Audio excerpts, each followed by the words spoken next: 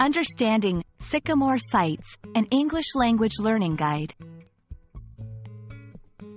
Hello, everyone. Today, we're going to explore the fascinating English phrase, Sycamore Sites.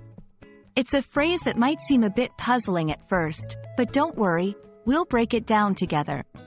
By the end of this video, you'll not only understand what it means but also how to use it in your conversations. Sycamore sites is a phrase that isn't commonly found in everyday English.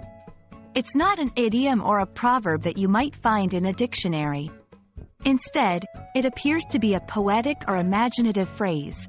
The word sycamore refers to a type of tree, known for its broad, beautiful leaves and sturdy wood. When we talk about sights, we're referring to things that we see, views, or scenes. So, sycamore sights could be interpreted as the visual experiences or views related to sycamore trees.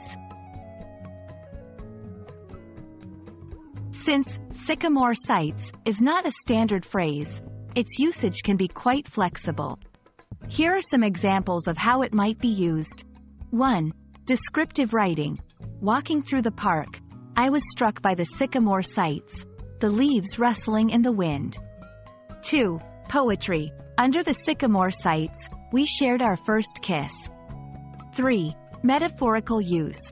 His mind was filled with sycamore sights, a peaceful escape from the city's chaos.